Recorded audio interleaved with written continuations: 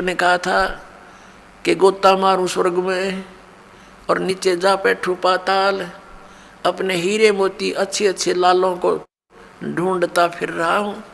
और फिर क्या बताया है कि जो जन मेरी शरण है ताका हूं मैं दास, गेल गेल लाग्या फिरूं जब तक धरती आकाश। परमात्मा कहते हैं जो एक बार मेरी शरण में किसी भी समय किसी युग में आगी वो आत्मा, फिर उसके साथ ऐसे पीछे पीछे फिरूंगा जब लग धरती आकाश रहेगा। और जब धर्मदास जी ने सतलोक में देखा भगवान को, जब नीचे आकर देखा वही जुलाहे के रूप में कार्य करते को, तब उन्होंने कहा था हे भगवान, सचमुच भगवान तो आप हो। तो हमें बताया गया कि पुराणों में लिखा है कि श्री विष्णु जी सुप्रीम पावर हैं, वेदों में लिखा है श्री विष्णु जी ही सुप्रीम पावर हैं, शंकर भगवान सर्वशक्तिमान हैं, यही अजर अमर हैं। हे परमात्मा, क्या फिर ये वेद कतेब झूठे हैं?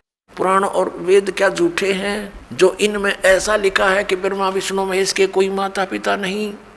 तब परमेश्वर ने कहा था वेद कतेब झूठे नहीं भाई, झूठे हैं ये समझे नहीं। झूठे दिए जो वेदों को, उन पुराणों को समझ नहीं सके, उआ बाई का ज्ञान प्रचार कर रहे हैं, लोक वेद सुना रहे हैं, आपको बरगला रही है। तो फिर शंका हुई कि हे परमेश्वर, इतने महर्षि हो लिए, सतयुग से लेकर आज तक क्या किसी ने वेदों को समझा नहीं?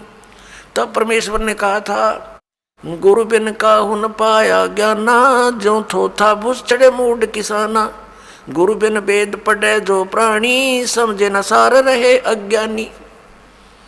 कि भाई गुरु बिन काहू न पाया ज्ञाना, जो थोथा भूस चढ़े मूड किसाना। मूर्ख व्यक्ति थोथे भूस पर लठ मारे जा, उसको कूटता रहे, उसमें क्या हासिल होगा?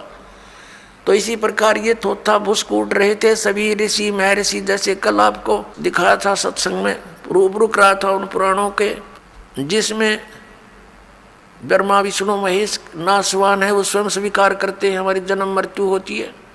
तो परमात्मा ने कहा था गुरु बिन काहू न पाया ज्ञाना, जो थोथा भूस चढ़े मूड किसाना। और गुरु बिन वेद पढ़े जो प्राणी, समझे ना सार रहे अज्ञानी। तो ये सभी अज्ञानी रहे अभी तक। परमात्मा आए थे गुरु रूप में, वो गुरु थे, वो सतगुरु थे। अब नकली गुरु घने हो गए इसलिए सतगुरु कहना पड़ा। अब नकली सतगुरु भी नरे हो गए, तो अब सतगुरु की पहचान कराने के लिए ये प्रमाण दिखाने पड़ रहे हैं दास को कि हु इज सतगुरु। ये नकली सतगुरु, इन कख का पता नहीं, नाम धर रहे सतगुरु जगत गुरु। तो पुण्यात्माओं, अब आप स्वयं शिक्षित हो गए और स्वयं हम निर्णय करेंगे परमात्मा कौन है, कैसा है। हम किसी की लोकवेद पर आधारित अब नहीं रहेंगे, वो तेरे दिन रह लिए। अब ये सारी भूमिका जो दास ने बनाई है, वेदों ने प्रमाणित कर दिया, वो परमात्मा अच्छी आत्माओं को आकर मिलता है, उनको ज्ञान देता है, यथार्थ ज्ञान देता है। तो इससे सिद्ध हो गया कि पहले उनके पास ज्ञान नहीं था, इसलिए तो यथार्थ ज्ञान देने भगवान आए स्वयं। ना तो वेद कितने पढ़ने वाले बहुत ज़्यादा थे, तो सदग्रंथों को वो समझे नहीं, उनको समझाने के लिए ही परमात्मा आते हैं। तो परमेश्वर ने कहा था गोता मारूं स्वर्ग में, जा बैठूं पाताले, कह कबीर ढूंढता फिरूं अपने हीरे मोती लाले। परमेश्वर ने कहा था कि गोता मारूं स्वर्ग में और नीचे जा बैठूं पाताल, अपने हीरे मोती अच्छे अच्छे लालों को ढूंढता फिर रहा हूं। और फिर क्या बताया है कि जो जन मेरी शरण है ताका हूं मैं दास, गेल गेल लाग्या फिरूं जब तक धरती आकाश। परमात्मा कहते हैं जो एक बार मेरी शरण में किसी भी समय किसी युग में आगी वो आत्मा, फिर उसके साथ ऐसे पीछे पीछे फिरूंगा जब लग धरती आकाश रहेगा। या तो वो पार हो जाएगा, नहीं फिर भी उसको कभी ना कभी शरण में लेकर के दोबारा उसको ज्ञान दूंगा, शरण में लूंगा, ज्ञान बताऊंगा। तो क्या बताया है, ज्यों बच्चा गऊ की नजर में यों साईं को संत, भक्तों के पीछे फिरे वो भक्त वत्सल भगवंत। जैसे गाय को अपना बच्चा होता है, चारा भी चर रही होती है और नज़र अपने बच्चे पर रहती है। कोई कुत्ता वगैरह या दूसरा कोई पशु उसके निकट आता है तो चारा चरती चरती भी एक दृष्टि रखती है और फूं करती है, उसको भगाती है कि मेरे बच्चे से दूर हो जा। तो कहते हैं जो बच्चा गऊ की नज़र में न्यू साईं को संत और भक्तों के पीछे फिर वो भगत वत्सल भगवंत। तो पुण्यात्माओं, इस अज्ञान को हटाने के लिए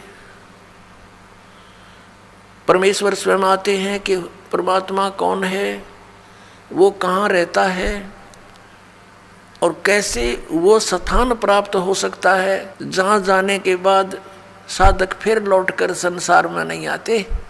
अब आप जी ने देख लिया वेद क्या गवाही देते हैं कि वो परमात्मा अपने उस तीसरे मुक्ति धाम में वहाँ रहता है, वहाँ से चलकर आता है, अच्छी आत्माओं को मिलता है, उनको ज्ञान देता है। उसी आधार से ये गुण है उस परमात्मा की, वो ऐसी लीला करता है।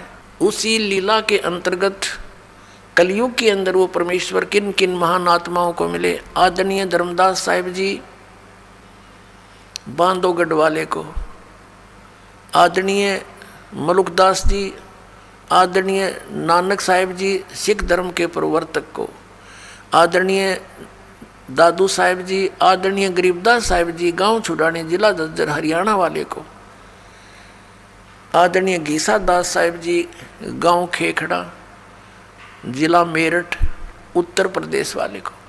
इन महापुरुषों के विषय में तो दास को जानकारी है और अन्य बहुत से महापुरुषों को वो ऐसे मिलते हैं। आदरणीय नामदेव जी को भी मिले थे, आदरणीय हजरत मोहम्मद जी को भी मिले थे।